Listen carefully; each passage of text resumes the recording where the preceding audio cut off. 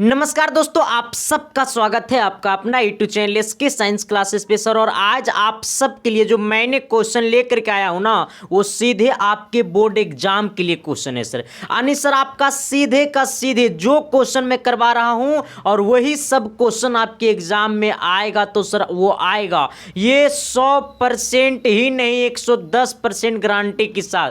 तो अगर ये मास्टर बा 100% तो होबे करता तो 110% कहां से ले लाया? तो 10% जो फालतू मैंने बोला हूं सर इसके बारे में मैं आपको बताऊंगा। लेकिन इससे पहले मैं आपको बता दूं सर कि जो आपके एग्जाम होने वाले हैं सर, सारा का सारा क्वेश्चन आपको उसी के पैटर्न पर मैंने लाया हूं और इसी टाइप के क्वेश्चन आपके एग्जाम में प्रत्येक साल पूछा जाता है और इस बार भी पूछेगा। तो सीधे मैं आपको लेकर के चलता हूं क्वेश्चन की दुनिया में। सर क्वेश्चन क्या बोलता है, थोड़ी सी गौर करना मेरे मोहतरमा। कहता है ना कि दर्पण की चौड़ाई को दर्पण का कहा जाता है।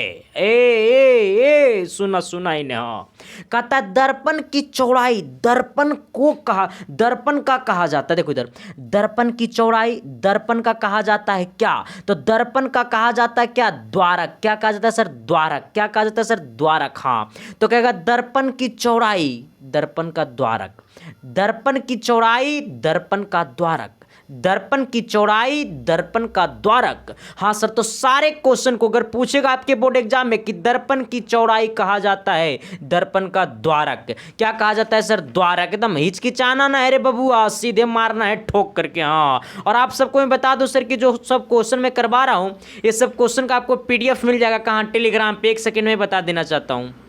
चलिए देखिए, सबसे पहली बात है सर, ये टेलीग्राम जो है ना, तो टेलीग्राम को यहाँ पर जाना है टेलीग्राम, और टेलीग्राम में आपको ये सर्च करना है, ठीक ना? या फिर वीडियो के डिस्क्रिप्शन में भी टेलीग्राम का लिंक दिया हुआ है। तो टेलीग्राम में आपको सर्च करना है @संदीप7295। यहाँ से मेरा आईडी खुल जाएगा सर, इसे ज्वाइन कर लेना है। यहाँ पे आपको सभी का सभी पीडीएफ मिल जाएगा सर, और सभी का सभी आपको क्या मिल जाएगा? वीडियो मिल जाएगा। दूसरी बात है मेरी मोहतरमा कि आपके एग्जाम सेंटर के 30 मिनट पहले, एग्जाम शुरू होने के 30 मिनट पहले मैं कुछ ना कुछ भेज दूंगा। अरे कुछ ना कुछ भेज दूंगा।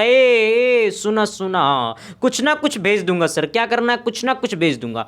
दूसरी बात है ना मोहतरमा, कहा जाता है कि बेहतर शिक्षा पाने की बात करें या बेहतर रिजल्ट की बात करें तो पूरे यूट्यूब की दुनिया में मात्र एक विकल्प है सर, जिसका नाम है इसके साइंस क्लासेस। वो तो आप सबको मालूम ही होगा सर कि हमारा पढ़ाई देख करके ही पता चल जाता होगा। आना कहा जाता है सर, फेसबुक को भी ज्वाइन कर सकते हैं मेरा, ये इंस्टाग्राम मेरी आईडी है, इसको भी ज्वाइन कर सकते हैं। मैं आपको सीधे क्वेश्चन की दुनिया में लेकर के चलता हूं।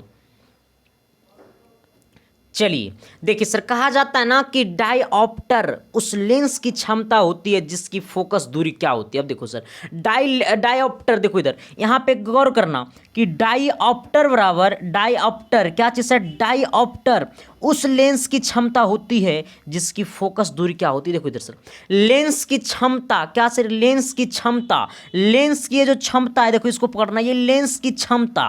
तो लेंस की क्षमता बराबर होता है, लेंस की क्षमता कहे तो क्या सर? P बराबर होता है 1 कितना F। और लेंस की क्षमता का ऐसा मात्रा क्या होता है? डायोप्टर होता है, ठीक ना? तो लेंस की क्षमता बराबर क्या होता है? 1 कितना F। 1/F कहे सर, तो देखो इधर ये 1/F है ना, तो ये जो F है ना, वो F क्या चाहिए होनी चाहिए सर? वो मीटर में होनी चाहिए। तो कहता है सर कि डायोप्टर उस लेंस की क्षमता जिसकी फोकस दूरी कितना होनी चाहिए? 1 मीटर। हाँ, ये जो एफ है ना वो मीटर में होनी चाहिए सर, यही गौर करना है, ठीक ना? तो कहता है सर कि डायऑप्टर उस लेंस की क्षमता होती है जिसकी फोकस दूरी 1 मीटर होती है, ठीक ना? तो क्या होती है सर, मेरे साथ एक बार थोड़ी सी बोलना सब कोई कि डायऑप्टर उस लेंस की क्षमता होती है जिसकी फोकस दूरी 1 मीटर होती है, ठीक ना? अगला कहता है साइड मिरर के रूप में उपयोग होता है। रे रे रे रे देख देख देख देखे ना। हाँ, अब देखो सर, गाड़ी के साइड मिरर के रूप में, देखो इधर मोटरसाइकिल हो गया, कार हो गया, अरे पिकअप ना देखा है, टेम्पू नहीं देखा है, आप सब देखे हैं ना? तो टेम्पुआ के साइडवा में वो आईना लगल रहेगा, दर्पण लगा रहेगा। और वो दर्पण में कभी कभी गौर से देखना, साइड में बैठ जाना तो कभी कभी गौर से देखना ना कि तुम्हारा शकल इतना बड़ा है, शकल तुम्हारा 5 फीट का है, लेकिन वो दर्पण में तुमको दिखाई देगा 2 फीट का। सर्वा छोटा शकल दिखाई देने लगता है ना, छोटा फिगर दिखाई देने लगता है, बड़ा वस्तु का छोटा प्रतिबिंब बनाने लगता है। तो वो साइड मिरर में जो उपयोग किया जाता है वो इसका रीजन यही होता है कि बड़ा बड़ा गाड़ी को छोटा छोटा बना करके दिखावे। तो ये सर्वा उत्तल में होता है। किस में होता है सर? उत्तल में होता है। किस में होता है सर? उत्तल में होता है, ठीक ना? किस में होता है सर? किस में होता है सर? किस में होता है सर? उत्तल में होता है, ठीक ना? अगला देखो ना यहाँ गड़बड़ हो गया, चला देख इधर, यहाँ पे मिरर लिखा, यहाँ पे क्या कर दिया लेंस, तो इसको काटो और इसको भी तुम क्या कर दो सर मिरर। यहाँ पे देखो सब टीचर लोग ऐसा ही मरवा देता, लेकिन सर यहाँ पे भी मिरर होनी चाहिए, ठीक ना। इस लेंस को नहीं, इसको मिरर करो और इस लेंस को कटा करके इसको भी दर्पण कर दो, दर्पण कहे तो सर मिरर, ठीक ना। और ये भी मिरर का मतलब यही होता है दर्पण, क्या होता है सर ये दर्पण होता है, ठीक ना। तो इसको काट करके क्या कर देना है सर दर्पण, ये लेंस नहीं सर भाई ये दर्पण होगा, ठीक ना, ये गलत लिख दिया है। तो उत्तल दर्पण का ये क्राइटेरिया होता है सर कि छोटा वस्तु बड़ा वस्तु का छोटा प्रतिबिंब बनाता है। तो साइड मिरर में जो उपयोग किया जाता है ना वो हमारा क्या होता है सर ये उत्तल होता है। अगला अगला क्या कहता है, थोड़ी सी गौर करना सर। कहता है ना, क्या कहता है रे मोहतरमा, कहता है ना कहता है जिस लेंस का एक तल उभरा हुआ हो, जिस लेंस का एक तल उभरा हुआ हो लेकिन दूसरा तल समतल हो कर जाता है। अच्छा दूसरा तल समतल होकर जाता है उसे क्या कहते हैं, उसे क्या कहते हैं, अभिसारी कहते हैं, अभिसारी कहते हैं कॉन्वर्जिंग, या फिर अपसारी कहते हैं डाइवर्जिंग, या फिर एक तरफ से प्रकाश डालने पर अभिसारी, दूसरी तरफ से प्रकाश डालने पर अपसारी, या समतलोत्तल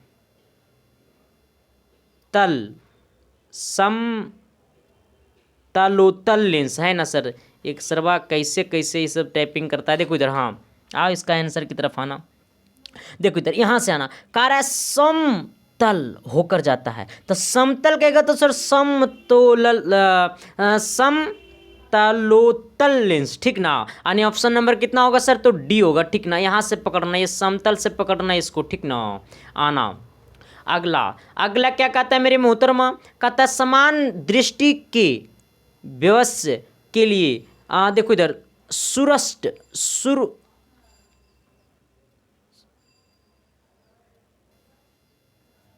आना सर थोड़ी सी देखो इधर भाई, कहता है समान दृष्टि के व्यवसायक के लिए सुस्पष्ट दर्शन की न्यूनतम दूरी होती है कितनी।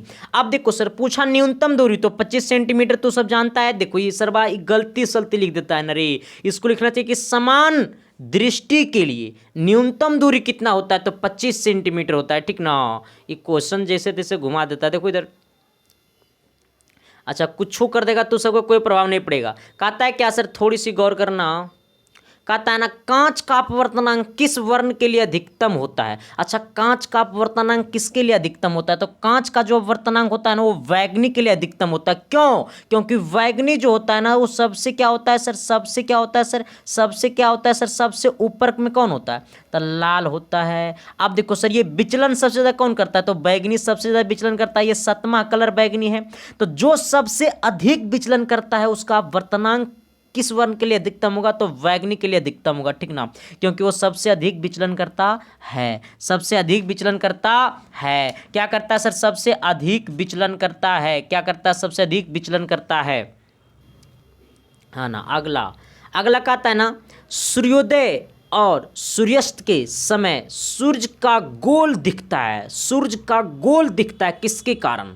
अब सॉरी सूर्य गोल दिखता है, हाँ गोलाकार, अंडाकार, चपटा, घनाकार। कैसा सर, थोड़ी सी गौर करना, कैसा कैसा, चपटा, बिल्कुल राइट जवाब। ये क्वेश्चन में करवाया हूँ सर। कहता है आमीटर को विद्युत परिपथ में कैसे जोड़ा जाता है। अच्छा आमीटर को विद्युत परिपथ में कैसे जोड़ा जाता है, देखो इधर आमीटर, आमीटर को विद्युत परिपथ में कैसे जोड़ा जाता है, तो आमीटर को विद्युत परिपथ में श्रेणी क्रम में जोड़ा जाता है, श्रेणी क्रम में जोड़ा जाता है। अब देखो श्रेणी क्रम में कोई भी प्रतिरोध कैसे होता है, जैसे देखो ये है, ये कोई रेसिस्टेंस है, ठीक ना, ये रेसिस्टेंस है, देखो यहाँ पर ये क्या है, करंट जा रहा है, रेसिस्टर जा रहा है, रेसिस्टर 1, रेसिस्टर 2, रेसिस्टर कितना 3, ठीक ना सर। तो एक ही श्रेणी में देखो तीनों का तीनों एक ही तार में है, एक ही श्रेणी में है सर। और एक होता है देखो ऐसे, एक होता है कैसे, ऐसे देखो, एक होता है इससे गया चुक गया चुक गया चुक गया, तो ये सीधा जाएगा सर, ठीक ना। आना इसका मतलब धारा चेंज नहीं होगा। अगला अगला रे रे रे रे रे रे रे रे रे रे रे रे रे रे रे हाँ रे रे रे, देखो इधर सर कहता है क्या, अगला क्वेश्चन थोड़ी सी गौर करना सर, पूरा गौर मत करना है तो तू पागले हो जाएगा, ठीक ना। पागल तो खैर हम होने देंगे नहीं सर, में कोई शक ही नहीं। देखो इधर क्या कहता है क्वेश्चन, कहता है अम्ल और भस्म आपस में विक्रिया अभिक्रिया कर बनाते हैं? अम्ल और भस्म आपस में अभिक्रिया कर बनाते हैं क्या?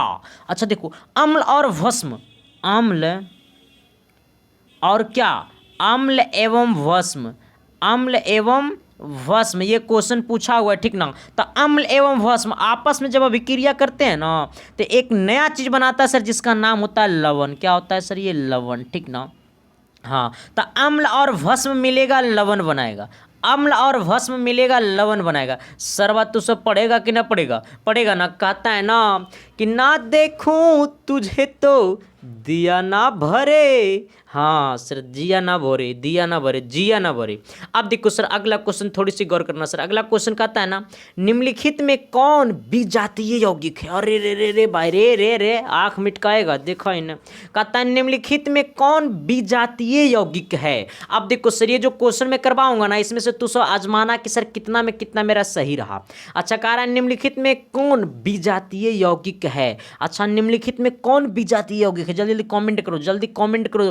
Plaster of Paris, thank you मेरे भाई, लव यू। हाँ देखो, विजातीय यौगिक का नाम आएगा ना, विजातीय यौगिक का, तो ना तो होगा चूना पत्थर, ना तो होगा खड़िया, और ना तो होगा संगमरमर, होगा तो प्लास्टर ऑफ पेरिस। हाँ, विजातीय यौगिक प्लास्टर ऑफ पेरिस, विजातीय यौगिक प्लास्टर ऑफ पेरिस, विजातीय यौगिक प्लास्टर ऑफ पेरिस, विजातीय यौगिक प्लास्टर ऑफ पेरिस। आना सर। एक चीज और आप सबको मैं बता दूं सर, एक सेकेंड। चलिए देखिए सर, आप सबको मालूम है सर कि मेरा साइंस का सर टोटल साइंस का टोटल 100 क्वेश्चन VVI चल रहा है सर, लघु प्लस दीर्घ उत्तरीय, जिसका सारा का सारा वीडियो आपको यूट्यूब के प्लेलिस्ट में मिल जाएगा सर। और ये 100 क्वेश्चन से बाहर आपके एग्जाम में क्वेश्चन नहीं आएगा सर। और जो लोग इसके बारे में नहीं जानता है सर, वो लोग जाकर के प्लेलिस्ट में, इसका प्लेलिस्ट बना हुआ सर, जाकर के वहाँ से वीडियो देख सकते हैं। और एक चीज़ और है सर, जो आपको मैं सब बता देना चाहता हूँ। एक चीज़ और सर, देखिए मैथ में 2 नंबर वाले टॉप 80 VVI प्रश्न करवा रहा हूं सर, जो लघु उत्तरीय है। ये भी 80 क्वेश्चन से बाहर आपके एग्जाम में नहीं रहेगा सर, इसलिए सारा क्वेश्चन जाकर के क्लास देख लो। सारा यूट्यूब पे प्लेलिस्ट बना हुआ, जाकर के वहां पे आपको सारा वीडियो मिल जाएगा सर, ठीक ना। आते हैं क्वेश्चन की दुनिया में। आइए देखिए सर, अगला कहता है ना, एक धातु जो हथेली पर पिघलने लगती है, एक धातु जो हथेली पर पिघलने लगती है, क्या वो सोडियम है या सीजियम है या चांदी है या लिथियम है? अब देखो सर, एक धातु जो हथेली पर पिघलने लगती है, मतलब वो जैसे हथेली पर आती है ना, तो वो पिघलना चालू कर देती है सर। तो वो कौन सी धातु है जो हथेली पे पिघलना चालू कर देती है? तो मेरे साथ एक बार थोड़ी सी जहां पे बैठे हो वहां पर नाम लेकर के रखना कि हथेली पे पिघलने वाली धातु, हथेली पे पिघलने वाली धातु का नाम है सीजियम। क्या सर? सीजियम। क्या है सर? सीजियम। हाँ, तो वो कौन सी धातु है जो हथेली पे पिघलने लगती है, तो जिसका नाम क्या है सर? सीजियम। क्या नाम है? सीजियम। अगला क्वेश्चन कहता है ना सर, थोड़ी सी गौर करना वरना प्यार हो जाएगा। कहता है सिल्वर और गोल्ड धातु का परिष्करण किस विधि द्वारा किया जाता है? सिल्वर और गोल्ड धातु का परिष्करण किस विधि द्वारा किया जाता है? तो देखो इधर, ये बड़ी इंपॉर्टेंट क्वेश्चन है सर, बड़ी मजेदार क्वेश्चन है, एग्जाम में पूछ ले है और पूछेगा भी कि सिल्वर और गोल्ड धातु का परिष्करण किस विधि द्वारा किया जाता है? तो किस विधि द्वारा किया जाता है मेरे मोहतरमा? एक बार जुनून में बोलो, जोश में बोलो सर। चैनल पर नए हो तो चैनल को सब्सक्राइब करके बोलो कि सर मैं आज हकीकत में कुछ सीखा हूं, और वो आपसे मैं सीखा हूं। क्योंकि कहा जाता है ना कि सपनों को पाने के लिए समझदार नहीं सर, पागल बनना पड़ता है। और आप सबको पागल बनना होगा सर, क्योंकि कहा जाता है ना रे भाई कि सुंदर अगर कोई चीज़ दुनिया में अच्छा करना होगा ना, तो सबसे पहले आपको उस हालात को बुरा समझना होगा सर, ठीक ना। इसलिए सर अपने आप को नहीं देखना है सर। कहता है दुनिया को खुशी देखना चाहता हो ना, तो अपने खुशी को मारना होगा। अगर दुनिया को खुश अगर देखना चाहते हो तो तुम अपने खुशी को मारना है। अगर तुम हीरो बनना चाहते हो सर, तो अपने आप को तुम्हें जीरो बनना होगा, है ना सर। अगर तुम किसी को दिल में बसना चाहते हो ना, तो इतना तुम मेहनत करो ना कि अपने आप को तुम भूल जाओ। देखो तुम्हारी दुनिया दीवानी हो जाएगी, है ना सर। हाँ ना। कहता सर सिल्वर और गोल्ड धातु की परिष्करण किस विधि द्वारा किया जाता है? देखो इधर सर, ये चीज गौर करना। कितना लोग मारेगा पता है क्या सर? कितना लोग पता है क्या मारेगा? कितना लोग मारेगा सर? चुनकर। कितना मारेगा? चुंबक द्वारा। कितना मारेगा? अपचयन द्वारा। लेकिन ना, मैं कहूँगा कि ना चुनकर होगा, ना चुंबक द्वारा होगा, ना अपचयन द्वारा होगा, तो विद्युत अपघटन द्वारा। हाँ, यानी सर सिल्वर और गोल्ड धातु का परिष्करण किस विधि द्वारा किया जाता है? तो विद्युत अपघटन द्वारा। किसके द्वारा? विद्युत अपघटन द्वारा। किसके द्वारा? विद्युत अपघटन द्वारा। वाह मेरे भाई, वाह मेरे शेर, वाह मेरे बहादुर, तो सब तो मुझे प्यार कर लिया रे। आना एक बार और सर, कहता है क्या कहता है sir? Carbonyl group. Carbonyl group प्रतिकारक कौन है? आप देखो सर, इधर इधर तो थोड़ा सा गौर करना। कार्बोनिल ग्रुप का प्रतिकारक कौन है? इसको कौन प्रतीक करता है? कार्बोनिल ग्रुप का, कार्बोनिल ग्रुप को इंडिकेट किसके द्वारा किया जाता है? तो कार्बोनिल ग्रुप का इंडिकेट जो होता है सर, वो जहां पे भी COOH किसी के साथ लगा रहेगा। अब देखो कहेगा रे गुरुजी ये वाला क्या आगे लटका हुआ है? तो ये लटका हुआ नहीं, इसके आगे कोई ना कोई कंपाउंड रहेगा, जैसे CH3 रहा है ना सर, CH2 रहा, जो भी इसके साथ कुछ ना कुछ कंपाउंड लगा रहेगा। तो COOH इसके आगे कुछ ना कुछ कंपाउंड रहेगा, इसके आगे कुछ ना कुछ कंपाउंड रहेगा, और लास्ट में अगर COOH रहेगा तो समझ जाना सर कि कार्बोनिल ग्रुप के प्रतिकारक हैं, ठीक ना।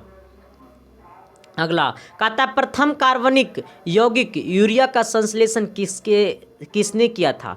अब देखो सर, अरे रे रे रे रे रे रे रे भाई रे भाई रे भाई रे भाई रे भाई रे भाई रे भाई रे भाई रे रे, हाँ आना सर।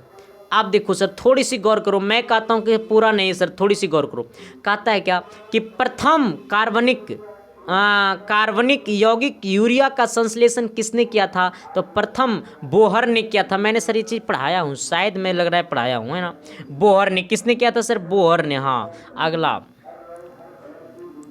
अगला कहता है निम्नलिखित में कौन सा संयोजी यौगिक है? कहता है निम्नलिखित में कौन सह संयोजी यौगिक है? देखो इधर नाम आएगा सह संयोजी का, सह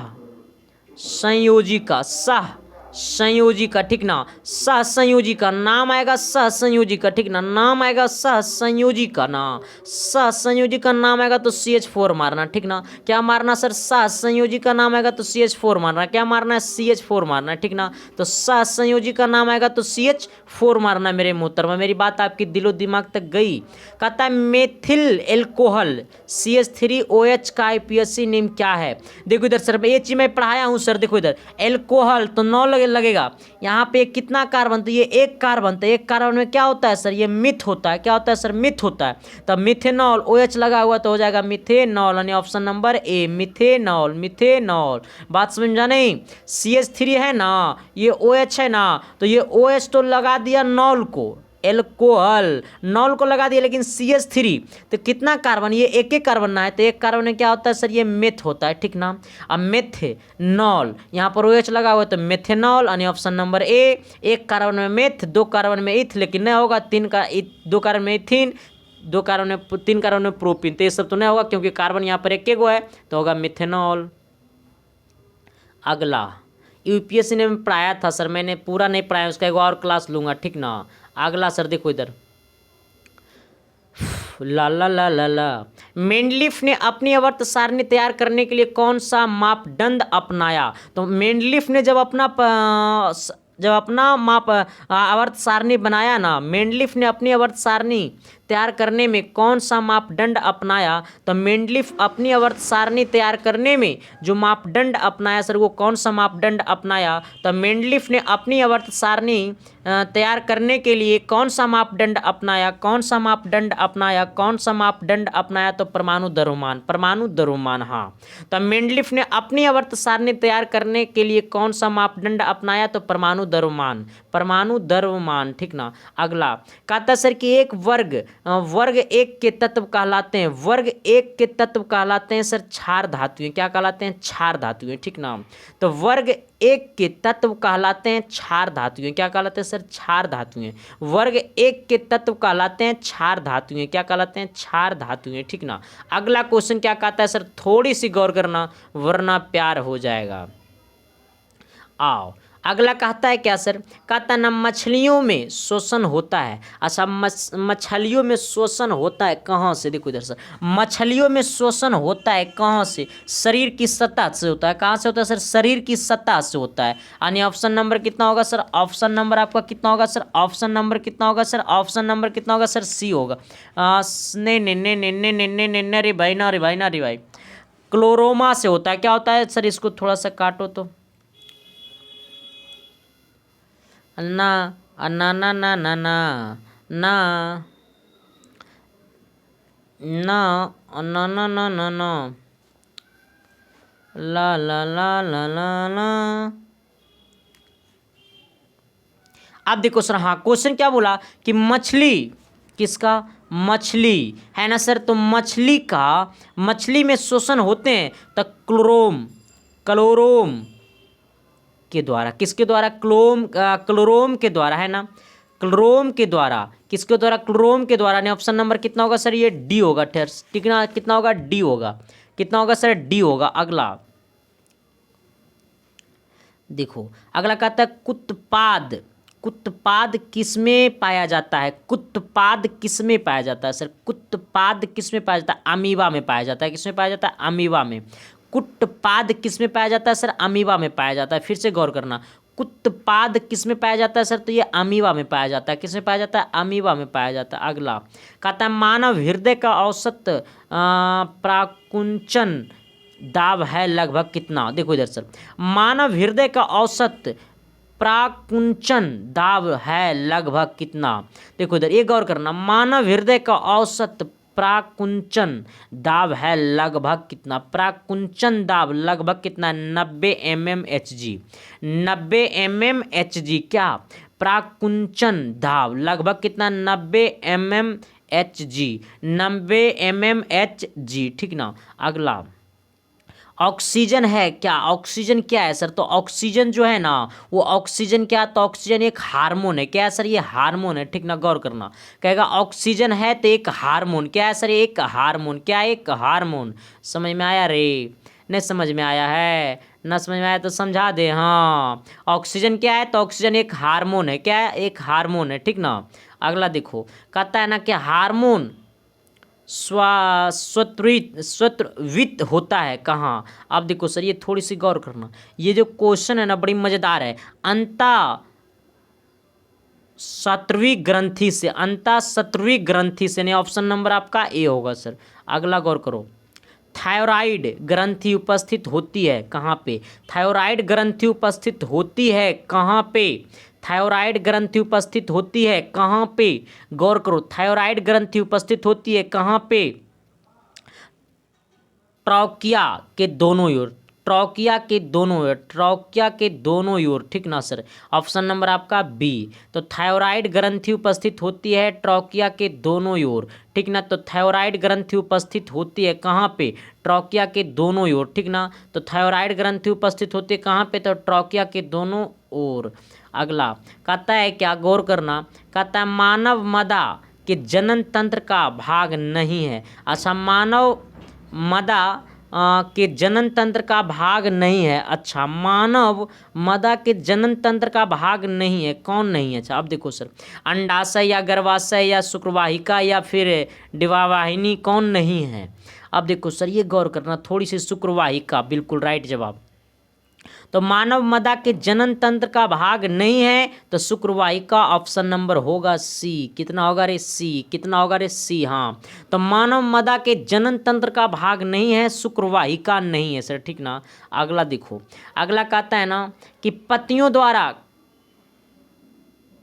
कैयक प्रबंधन का उदाहरण है, पतियों द्वारा कैयक प्रबंधन का उदाहरण है, पत्तियों द्वारा कैयक प्रबंधन का उदाहरण है क्या। आलू प्याज, गुलाब, बायोफ्लाइम। अब सर क्या है, थोड़ी सी गौर करो, प्यार हो जाएगा, हकीकत मेरे भाई। अच्छा, हाँ, बोल बोल को, अच्छा बिल्कुल, अच्छा मेरे भाई, बी नंबर होगा, बायो फाइलम। बायो क्या sir, Bryophyllum, Bryophyllum option number B, Bryophyllum option number आपका कितना है सर, बी। तो पत्तियों द्वारा कैयक प्रबंधन का उदाहरण है बायोफाइलाइम, ऑप्शन नंबर बी।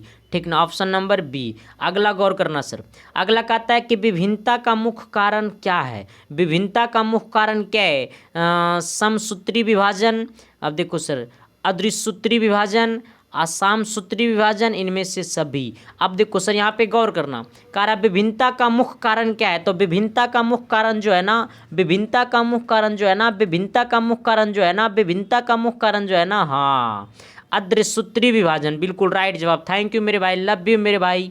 आप देखिए आद्रसूत्री विभाजन, अद्रसूत्री विभाजन, ठीक ना।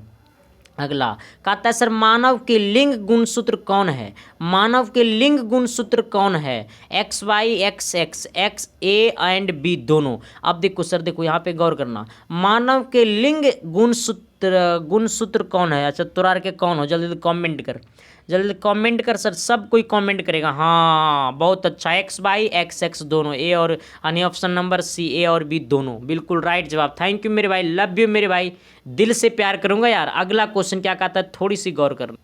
चलिए अगला देखिए सर, अगला कहता है ना कि इमली में कौन सा अम्ल है। अब देखो सर, इमली की बात करेगा ना तो इमली में मारना टर्टरिक अम्ल रहेगा, तो सब कुछ जानता है टर्टरिक अम्ल, ठीक ना, है ना। तो इमली में कौन सी अम्ल है, तो सर टर्टरिक अम्ल, यानी ऑप्शन नंबर आपका कितना, ए होगा सर। ऑप्शन नंबर आपका कितना होगा, ए होगा, टर्टरिक अम्ल। अगला अगला क्या कहता है सर, थोड़ी सी गौर करना। अगला कहता है निम्नलिखित में से कौन सा बूझा हुआ चूना है, निम्नलिखित में से कौन सा बूझा हुआ चूना है, तो निम्नलिखित में से कौन सा बूझा हुआ चूना है, तो CaCO का हो 2, यानी ऑप्शन नंबर कितना सर, बूझा हुआ चूना, ऑप्शन नंबर आपका बी होगा। अगला कहता है बेकिंग सोडा का रासायनिक सूत्र क्या होगा, ये सब तो नॉर्मल है, NaCO3। अब देखो सर, बेकिंग सोडा का रासायनिक सूत्र NaCO3। तो आज तक की क्लास सर आपका ऑब्जेक्टिव का हो गया क्लियर। फिर मिलते हैं आप सबके बीच अगली क्लास में सर, तब तक के लिए बाय। तब तक देखते रहिए इसके साइंस क्लासेस। जो भी लोग चैनल पर नए थे चैनल को सब्सक्राइब भी कर दीजिएगा और बेल आइकन को प्रेस करके दोस्तों को भी शेयर कर दीजिएगा। Thank you, love you.